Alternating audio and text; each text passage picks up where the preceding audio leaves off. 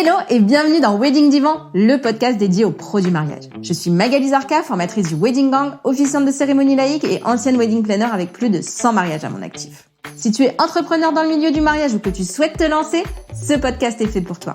Comment réussir, comment se démarquer et surtout, comment durer dans le mariage? Autant de questions auxquelles nous répondrons ici via des interviews sans tabou de prestataires de mariage ou qui peuvent t'aider à améliorer ton business. On y abordera leur parcours, leurs réussites et leurs erreurs aussi parfois. Je partagerai également avec toi tous mes conseils, astuces et outils pour te donner un accès direct à la réussite dans le Wedding World. Allez, pose-toi dans ton canapé, écoute-nous dans ta voiture ou même en faisant la vaisselle et surtout, abonne-toi pour ne manquer aucun épisode. Hello le gang, j'espère que tu vas bien. Aujourd'hui, je suis ravie d'accueillir les créatrices d'Après le Bip, société spécialisée dans les livres d'or audio qui ont le vent en poupe en ce moment. Aline et Charlotte ont plusieurs cordes à leurs arcs, mais elles ont réussi à créer une vraie structure dans le Wedding World et elles ne sont pas prêtes de s'arrêter. Elles pensent à tout et surtout à leur expérience client, à rendre leur service rapide, simple et pratique. Tu sais à quel point ça compte pour moi. Alors, je ne les connaissais pas avant cette interview, mais j'ai été bluffée. Mais je ne t'en dis pas plus et je te laisse écouter. Bienvenue à toutes les deux. Je suis ravie de vous accueillir sur Wedding Divan. Bienvenue. Merci. Prenez place dans le divan, même si on est toutes les trois à l'autre bout de la terre chacune. C'est ça. À peu près. Alors, racontez-moi un petit peu votre parcours à chacune et puis qu'est-ce qui fait que vous êtes associées finalement? Moi, pour mon parcours, alors je suis pas du tout dans le monde du mariage à la base parce que j'ai fait j'ai fait pas mal de stages dans tout ce qui est restauration, hôtellerie. Donc alors attends, moi juste, ça c'est ma juste pour les auditeurs, du coup toi tu es Charlotte. Oui, pardon. C'est vrai. Moi, c'est Charlotte, exactement. Est-ce qu'on ne te verra pas? On t'entend juste. Non, c'est ça. Du coup, moi, j'ai une formation dans la restauration et dans l'hôtellerie, et plus particulièrement dans la pâtisserie. Donc, c'est ça mon parcours. J'ai travaillé dans pas mal de restaurants, dans des hôtels aussi. Et maintenant, j'ai un restaurant, dans le sud du Portugal, parce que c'est là que j'habite maintenant, depuis septembre passé. Et, du coup, on fait avec Aline, Après le Bip à côté. Ok. Mais vas-y. On va faire la présentation d'Aline aussi. Mais j'ai déjà des questions. Donc, allez-y. Moi, c'est Aline. J'ai une formation initialement en littérature et en histoire. Ensuite, j'ai bifurqué. J'ai été responsable service client dans la finance pendant plusieurs années. Et un jour, j'en ai eu marre de me faire hurler dessus au téléphone continuellement. Et j'ai changé de voie, j'ai fait une formation de wedding planner et j'ai rencontré Charlotte à la même formation. C'est bien ce que j'ai vu. On était assises à côté. Voilà. On était assises à côté et on a commencé à rigoler et on s'est plus vraiment arrêté de rire en fait. Ça c'est un trait qui nous correspond bien. Ça c'est bien ça. Même quand on est énervé, quand on est fatigué, quand on est triste, quand on se marre. Tout le temps. Les deux. Pareil. Et c'est pire en fait quand on est ensemble. Ok, et ça c'était il y a combien de temps? C'était en 2019. Ok. Et donc, Vous avez fait cette formation? Voilà. On a fait cette formation. Quelques mois plus tard, Charlotte s'est fiancée. Et elle m'a écrit, en fait, « Coucou, tu veux être ma wedding planner ?» C'était un peu ça. Le message était plus mignon, mais c'était l'idée. Et après, on s'est embarqué dans une aventure de à peu près 2 ans pour planifier ces 2 mariages. Parce qu'on a fait le civil et le laïque sur deux années différentes. Parce que Covid, c'était rigolo. Et l'idée d'Après Bip, c'est venu plus ou moins naturellement. C'était relation client-prestataire. Parce que Charlotte était ma cliente et elle m'a dit hey, « je veux un livre d'or un peu différent, t'as pas une idée ?» Et en tant que prestataire, je devais trouver quelque chose. Et comme on s'entendait bien, on a fait une soirée avec du gin et puis c'est parti de là. Soirée gin tonic l'abus d'alcool avec est sa dangereux cliente. Pour la santé. Alors, on n'a pas bu tant que ça en vrai. Ok, et ça c'était en quelle année du coup que vous avez lancé le truc Et on a commencé à creuser en 2020. Ouais.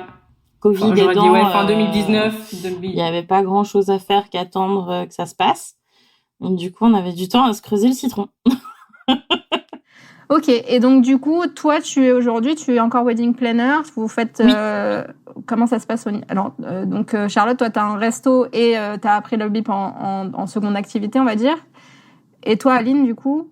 Moi, je suis wedding planner toujours. Et puis, Ok. j'ai après le BIP en deuxième activité. Ok. Et donc, du coup, ça a bien pris tout de suite. Vous avez, comment vous avez fait pour vous faire connaître?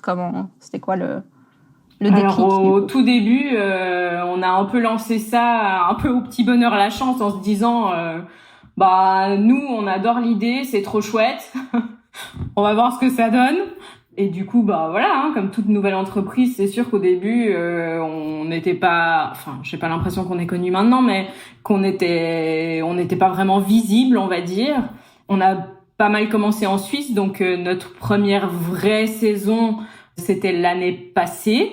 Le temps qu'on mette en place et que ça commence à prendre un peu plus d'ampleur. C'était l'année passée et c'était principalement en Suisse. Et je crois que l'année passée on a eu 2 mariages en France, je crois, quelque chose comme ça.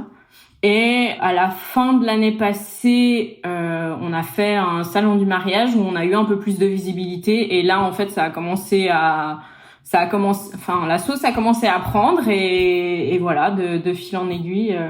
Là, la France a pris le dessus sur la Suisse. Ouais, ok, j'allais vous demander la répartition un petit peu.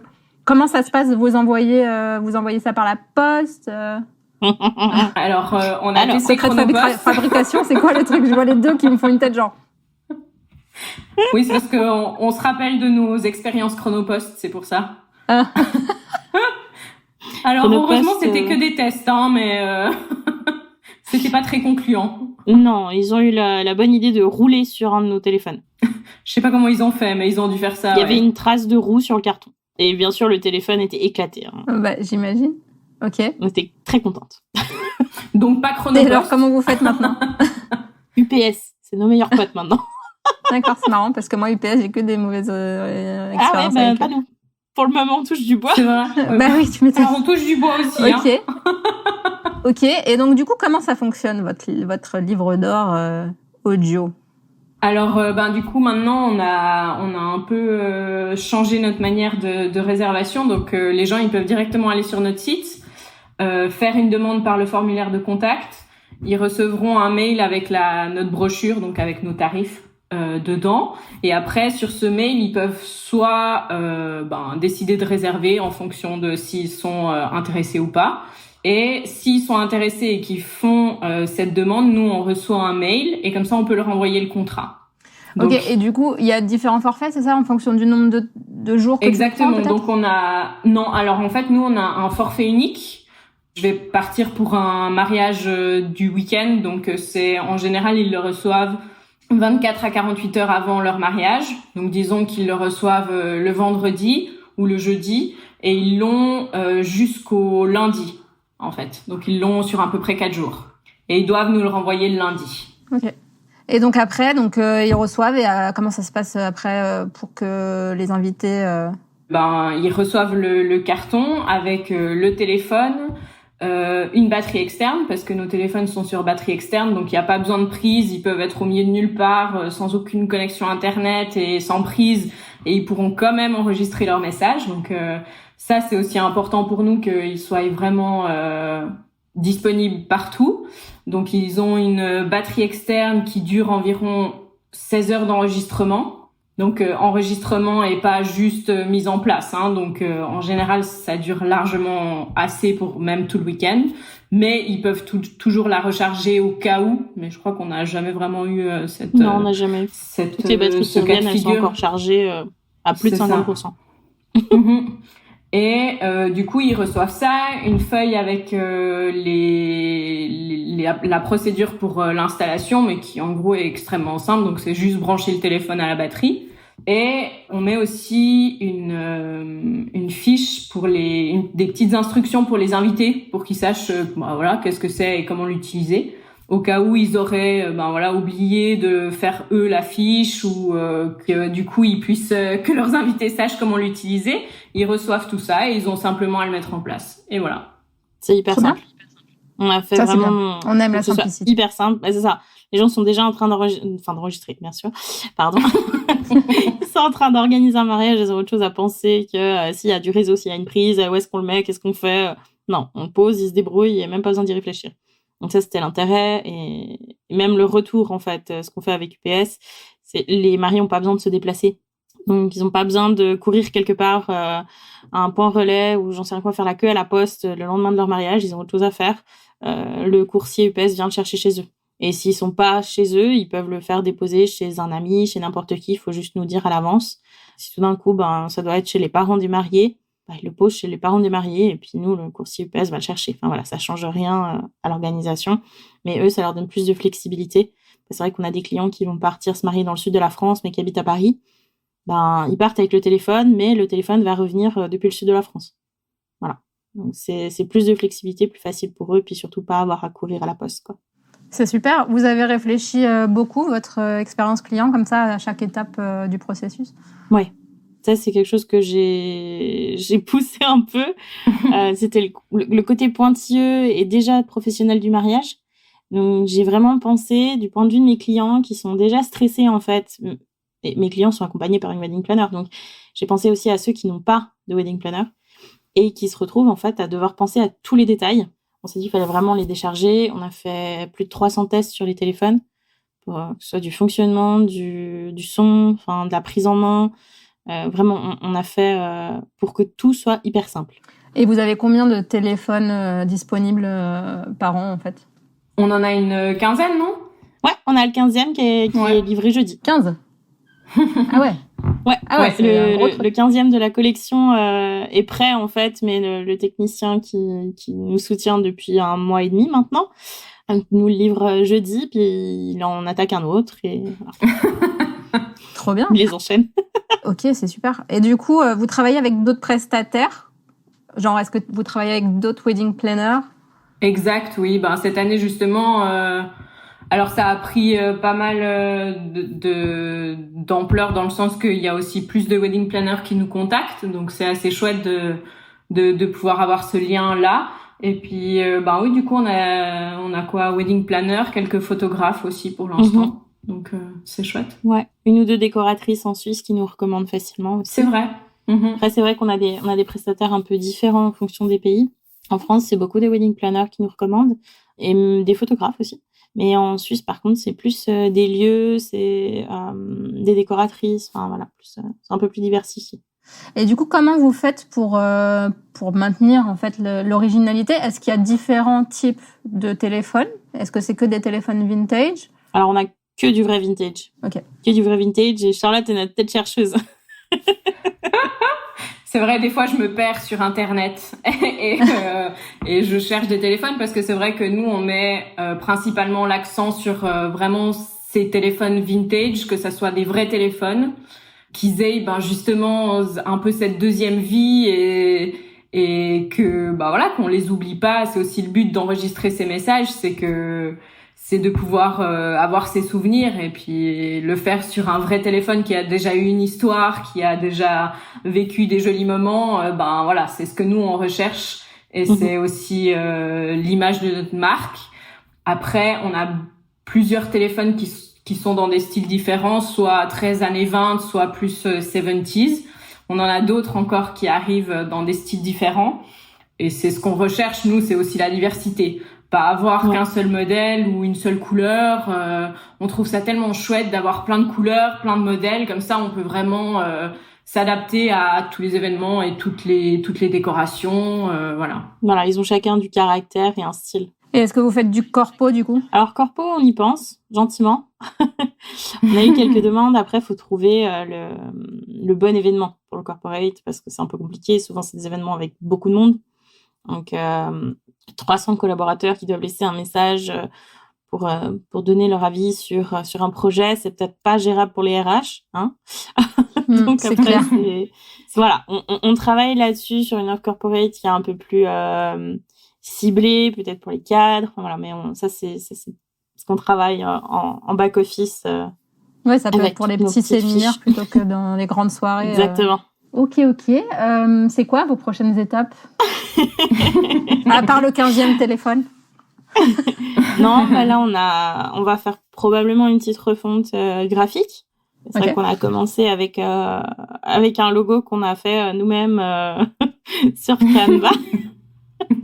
Écoute, franchement, ça passe. C'est un petit peu honteux de dire ça maintenant, mais Oui. Pas du tout. Pas du tout. on aimerait monter un peu en gamme. Merci, c'est Charlotte qui l'a fait. Merci.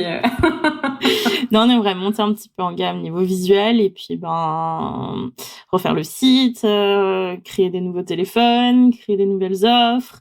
Enfin, voilà, c'est un peu conquérir de nouveaux territoires. Oui, parce que je vois que vous êtes en français, en anglais, en allemand, en italien, en portugais. Ouais. Bon, après, avec la Suisse, on a automatiquement 3 langues déjà. C'est génial. Enfin voilà, si on veut envoyer au Tessin ou en Suisse allemande, on n'a pas trop le choix que nos clients comprennent un peu ce qu'ils sont en train de lire. Puis ça me semble être la moindre des politesses de mettre le site dans leur langue à eux, puisque c'est une langue nationale. Donc voilà, on peut pas non plus leur dire, écoutez les gars, vous allez juste lire le français. Hein. L'anglais, parce qu'on a quand même pas mal de clients étrangers et avec la multiculturalité en Suisse, clairement l'anglais c'était nécessaire.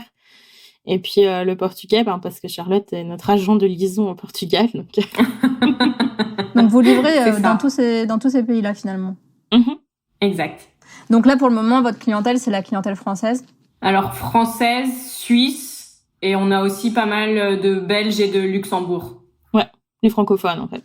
Bravo. Ouais, c'est chouette. Merci. Je crois que j'ai posé toutes les questions qu'on avait envoyées. Ah. Mais bon, je sais pas si vous avez déjà écouté le podcast. Je pose toujours des questions que j'avais jamais posées. Enfin, que j'avais pas envoyées. Les questions mystères. C'est comment déjà de travailler en binôme quand on n'habite pas le même pays? Alors moi, je trouve pas que c'est plus dur que ça. Alors c'est plus dur pour des questions bêtes, mais par exemple niveau réseaux sociaux, si on voulait faire une vidéo les deux, forcément, faut qu'on soit dans le même pays. Mais pour moi, c'est vraiment le seul inconvénient. Parce que je pense qu'on a trouvé, on a chacune nos trucs à faire. Justement, j'allais vous dire c'est quoi les rôles de chacun, mais vas-y, enfin de chacune du coup. Alors moi, du coup, vu que je suis plus loin, je fais tout ce qui est mail, réseaux sociaux, les contrats et tout. Donc j'ai pas besoin d'être sur place. Je peux tout faire en ligne. Donc voilà, c'est très pratique pour moi. Et toi, Aline, tu fais quoi? Moi, je fais quoi? Rien du tout. Moi, je fais toute la logistique. En fait, c'est-à-dire que la haute saison de Charlotte se trouve pendant ma basse saison mariage. Donc, c'est très pratique aussi. On dit basse saison, mais on prépare. On est en pleine Tu travailles pas que 3 mois dans l'année? Ah non, c'est pas boire du champagne les week-ends. Non. non, mais c'est vrai que c'est plus facilement jouable. C'est-à-dire que toute la partie admin se fait, c'est Charlotte. C'est pendant la période où moi, j'ai la grosse période organisation à la maison. Et puis ensuite, quand je suis sur le terrain pendant la saison mariage, je fais toute la logistique. Donc la préparation des téléphones, les départs, les envois UPS, les retours, les vérifications, les nettoyages, la récupération des messages, le mixage, l'égalisation. Oui, d'ailleurs, comment ça se passe? C'est toi qui envoie du coup les messages récupérés après, c'est ça? Ouais, c'est ça. Sous combien de temps tu l'envoies aux mariés? On prend généralement un peu de temps pour être sûr de pas décevoir les mariés parce qu'on peut leur dire on vous les envoie dans 48 heures. C'est le temps que le téléphone rentre à la maison. Donc déjà, c'est pas possible. Mais généralement, les messages numériques, c'est sous 2 à 3 semaines, parfois 1 mois. Ça va dépendre de la charge de travail. Donc on dit toujours que c'est aux alentours d'1 mois, mais c'est vrai que ça peut arriver qu'on les envoie 2 semaines après. Et puis la clé USB, c'est toujours sous 1 mois, le vinyle 2 mois, parce que il y a la production. Donc, les vinyles sont faits. Oui, on vend des vinyles aussi. Ils sont faits à l'unité. Ils sont trop beaux d'ailleurs.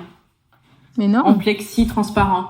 Ouais, ça c'est notre modèle phare. Puis on a un deuxième modèle. Je n'ai pas vu ça sur votre site. C'est pas marqué, si? Si, je crois que c'est écrit normalement. Si, et sur notre Insta, tu vois, il y a les photos. Ah. Sur le Insta, oui, mais moi j'étais sur le site là, en même temps. Le site est en refonte bientôt. Ouais. D'accord. Ok, on a répondu à la question. J'ai un trou là. On a répondu à la question. C'est quoi la prochaine étape pour vous? La prochaine étape, conquérir le monde à peu près. Non mais. À peu près. C'est ce qu'on se dit en fait. C'est nos affirmations pour nous motiver. Ça. Exactement. Le site, on a plein de nouveaux téléphones qui vont sortir. Un nouveau support aussi pour les sons qui va bientôt sortir. Ouais.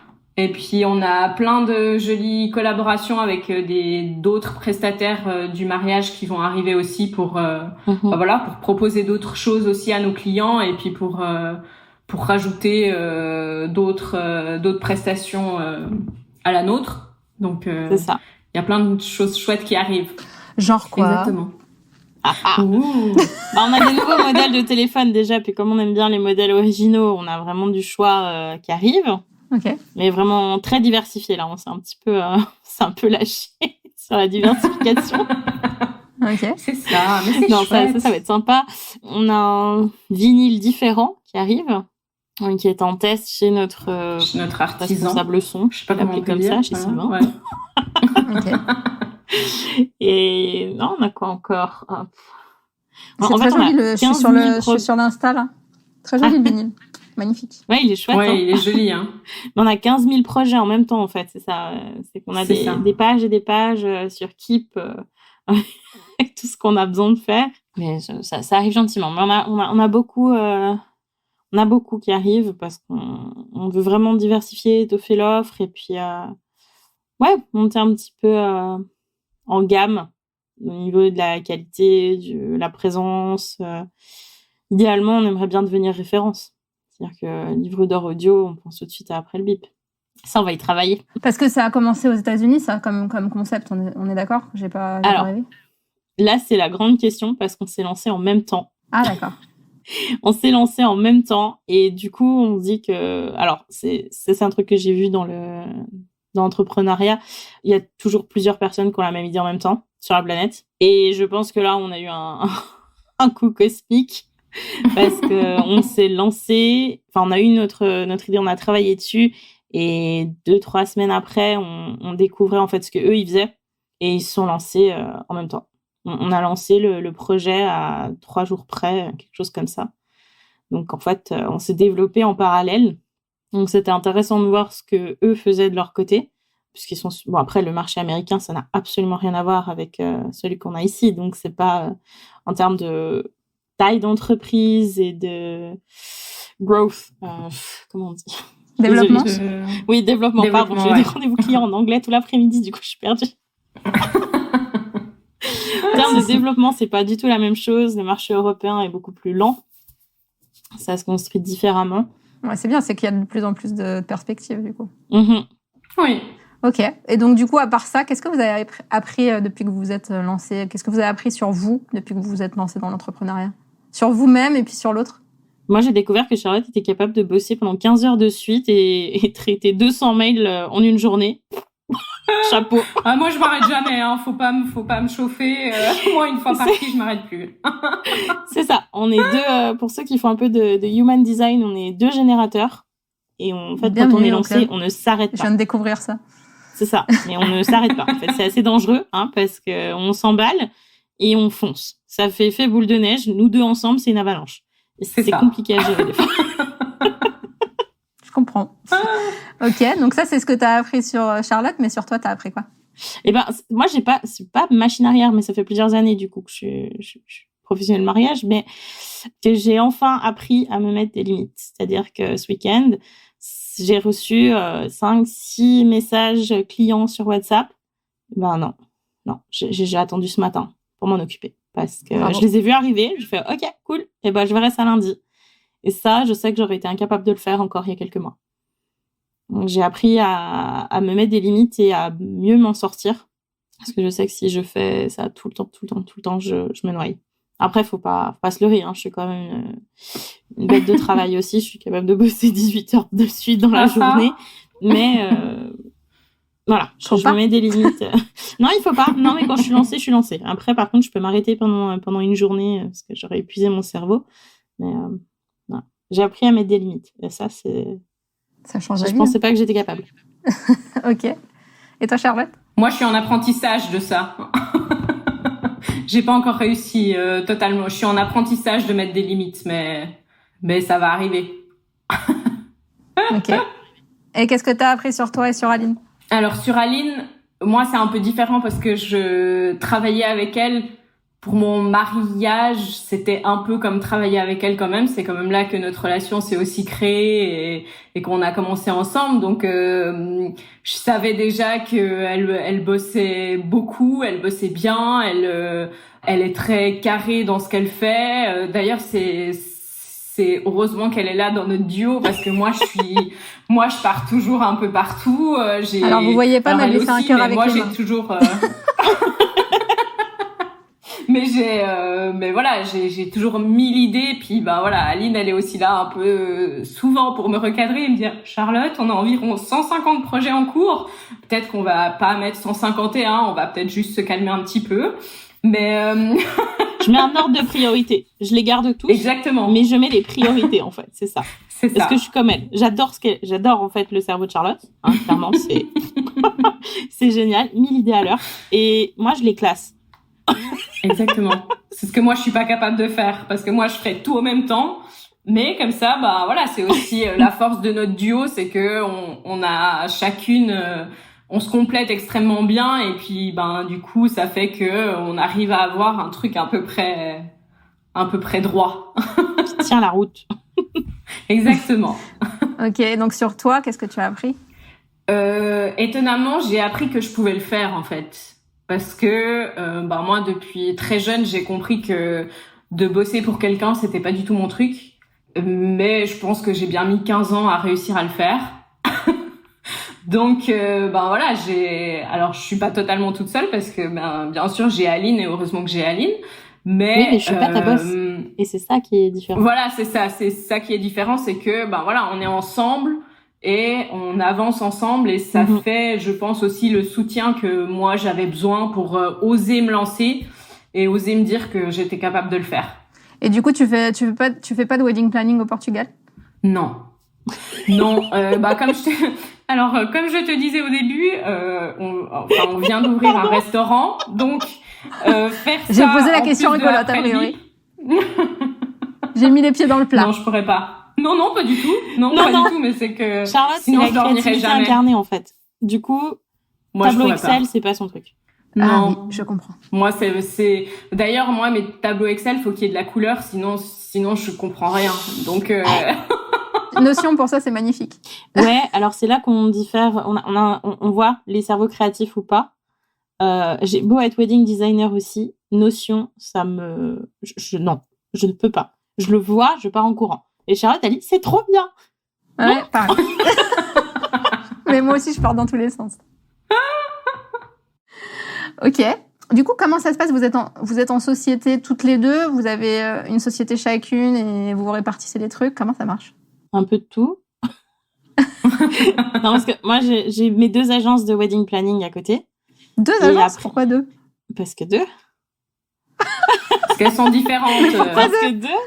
Alors, j'ai AM Weddings, qui a sa propre identité, qui a son style, voilà. Et on a monté une agence en collectif. Enfin, en collectif, je dis ça. Non, je suis wedding planner dans cette agence, c'est la mienne. Mais je travaille avec une seule décoratrice, une seule fleuriste, une seule photographe. Et c'est un style très différent. C'est une agence très alternative qui s'appelle Wed & Rock. Et qui fait du mariage complètement décalé. Le prochain mariage qu'on a pour nos clients, on recrée un festival de métal. Et sinon, tu dors quand ? Enfin, vous dormez quand, toutes les deux ? Pas souvent. Pas beaucoup. Donc, c'est 2 agences, parce très qu'elles bien n'ont pas du tout le même style. Faudra m'envoyer les liens que je regarde un peu. Oui, bien sûr. Et puis après, on a après le BIP ensemble, où on est associés à 50%. Chacune. D'accord, ok. Et qu'est-ce que vous diriez, ça sera ma dernière question, qu'est-ce que vous diriez à Aline et Charlotte qui avaient entre 12 et 15 ans ? La meilleure période, n'est-ce pas ? Non, franchement, pour moi, ça s'est bien passé. J'ai eu du bol, l'adolescence, nickel, chez moi. C'était quoi l'enfance qui allait pas ? Entre 12 et 15 ans, je voulais être policière, par contre. Donc, on a un souci de... Ah, c'est par accord, hein. Il y a un truc qui joue pas, là. C'est pas tout à fait... Si, il y a la notion de... Hein, voilà. C'est ça. Ça, on reste là-dedans. Carétude. De carétitude. Voilà, c'est ça. Non, je lui dirais de persévérer, en fait. De pas se décourager et puis Que, ouais, effectivement, bosser pour un patron, c'est peut-être pas savoir et c'est pas grave, en fait. Je peux être ma propre patronne et que je suis encore plus exigeante qu'un vrai patron. C'est bien ça. Je sais pas si c'est bien, honnêtement. Non, je lui dirais de pas se décourager. Ok. Et toi, Charlotte? Étonnamment ou pas, moi ça va être un peu la même chose, c'est que de pas se décourager, que voilà, je vais trouver ma voie et je vais m'épanouir dans quelque chose, parce que pendant très longtemps j'ai été perdue sur ce que je voulais faire.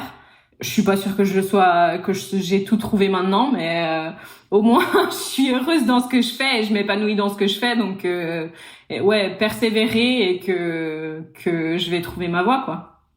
Ok, super. Et est-ce que vous aviez un mot de la fin? Un truc que vous avez envie de partager avec quelqu'un peut-être qui se lance ou avec quelqu'un qui est là depuis longtemps et qui se décourage? Faut pas avoir peur. Faut y aller. C'est en se plantant qu'on y arrive. Croire en son travail, ouais. On va se prendre des gamelles. C'est comme quand on apprend à marcher quand on est petit, en fait. On va se casser la figure, on va s'écorcher les genoux, on va se taper le menton, on va se faire l'arcade sourcilière.